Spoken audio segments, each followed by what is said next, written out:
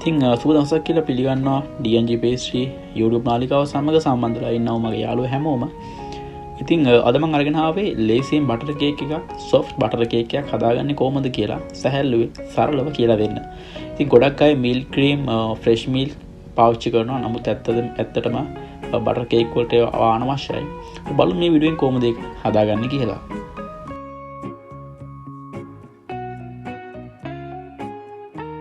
ඉතින් පළමුවෙනි දේ තමයි ඔයගොල්ලෝ පාවිච්චි කරන බටර් එක.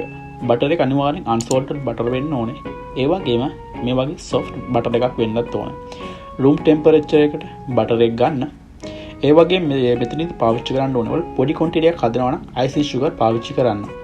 ඔයාලා 4 kg 5 kg වගේ ලොකු quantity වලට යනවා නම් අනිවාර්යයෙන්ම caster sugar පාවිච්චි කරන්න. ඉතින් මේ වෙලාවේදී මම අදන්නේ 1 kg කේක් එකක් නිසා මම පාවිච්චි කරන්නේ icing sugar එක.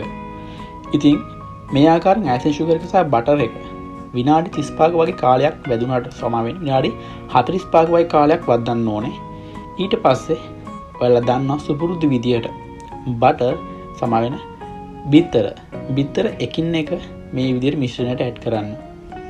ඉතින් මම කලින් කිව්වා වගේ බටර් එක සහ icing sugar එක විනාඩි 45ක් වගේ මේ රෙසිපිට අනුව මේ quantity එක ඔයාලා හදනවා නම් ඒ ආකාරයෙන් විනාඩි 45ක වගේ කාලයක් වදන්න. මොකද මේ icing sugar එක හරියට දිය වෙන්න ඕනේ මේ බටර් එකත් එක්ක. ඉතින් caster sugar වගේ නෙමෙයි මේ icing sugar එක ටිකක් වෙනස්. ගොඩක් අයට සාමාන්‍ය විනාඩි 5ක් 10ක් වැද්දුවම හිතනවා දැන් මික්ස් වෙලා කියලා. නමුත් නැහැ. සම්පූර්ණ white color එකකට එනවා. light butter color එකකට එනවා. සම්පූර්ණයෙන් මේ icing sugar එක දිය වුණාම බටර් එකත් සමග. ඉතින් මේ ආකාරයට මම අවසාන බිත්තරෙත් ඇඩ් කරගන්නවා. ඉතින් බිත්තර ටික ඇඩ් කරගත්තන් පස්සේ ගොඩක් වෙලා ඔයාලා වදන්න අවශ්‍ය නැහැ. ඉතින් විනාඩියක් වගේ කාලයක් වැද්දුවම හොඳටම ඇති. ඊට පස්සේ මම ගාතින ෆ්ලා එකට මම බේකින් පවුඩර් ටික මේ විදියට ඇඩ් කරගන්නවා.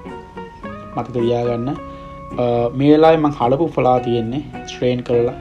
ඉතින් මේ ආකාරයට ස්ට්‍රේන් කරලා ෆ්ලා ටික හලාගෙන ඇඩ් කරන්න කලින් හදාගත්ත මේ මිශ්‍රණයට. ඉතින් මෙතනදී අනිත් දේ තමයි ඔයාලා ෆ්ලා එකපාර ඇඩ් කරලා කලවම් කරන්න යන්න එපා. ඒ වුණොත් එම මේ සම්පූර්ණ මිශ්‍රණය සමග මේ ෆ්ලා හරියට කලවම් වෙන්නේ නැහැ. ඉතින් මේ ෆ්ලා සහ මේ බටර් මේ මිශ්‍රණය සමග හරියට කම්බයින් වෙන්න ඕනේ. ඒ නිසා සැරෙන් සැරේට බටර් එක ඇඩ් කරන ගමන් ඔයාලා මිශ්‍රණය දාගන්න. ඉතින් අවසාන ස්ටේජ් එකට මම ඇවිල්ලා තියෙන්නේ. මෙතනදී දාගන්න ඕනේ වැනිලා. ඉතින් වැනිලා දාගත්තන් පස්සේ ගොඩක් වෙලා ඔයාලට වදන්න අවශ්‍ය නැහැ.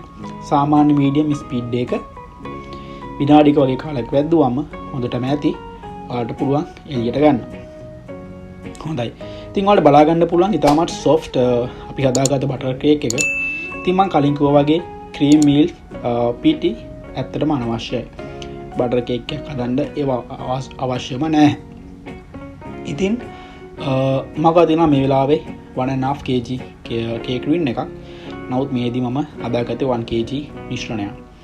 ඉතින් මෙතනදී බේක් කරන්න කලින් ඔයාලා දාගන්න රින් එකේ පොඩි ප්‍රශ්නයක් තියෙනවා. මේක ඔයාලා හොඳට බලන්න ඕනේ. ඒ තමයි සාමාන්‍ය කේක් මිශ්‍රණයක් කේක් රින් එකට ඔයාලා මොන කේක් සමාවෙන්න කේක් රින් එකක් උනත් ඒකේ 150ක් 60ක් වගේ පිරෙන්න තමයි මිශ්‍රණය මේ කේක් රින් එකට ඔයාලා දාගන්න ඕනේ. ඉතුරු ටික සම්පූර්ණයෙන් කේක් එක බේක් වෙන අතරතුරේ ඒ බේකින් පවුඩර් නිසා සම්පූර්ණයෙන් පිම්බෙන්න බලනවා. ඉතින් මෙන්න මේ ආකාරයටම සම්පූර්ණයෙන් අපි බටර් කේක් එක හදලා ඉවරයි.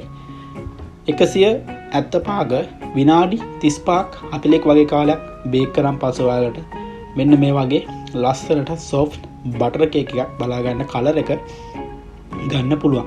ඉතින් oven එකෙන් oven එකට මේකේ temperature එක සහ timing එක වෙනස් වෙනවා. ඉතින් මෙතනදී මාගාව තියෙන්නේ ඉලෙක්ට්‍රික් oven එකක්. ඉතින් එහෙදී විනාඩි 35ක් වගේ කාලයකදී මෙන්න මේ ආකාරයට කේක් එක බලා ගන්න පුළුවන්. එහෙනම් ඊළඟ වීඩියෝ එක අපි නැවත හමුවෙමු යාළුවනේ. ඔයාලා හැමෝටම සුබ දවසක්.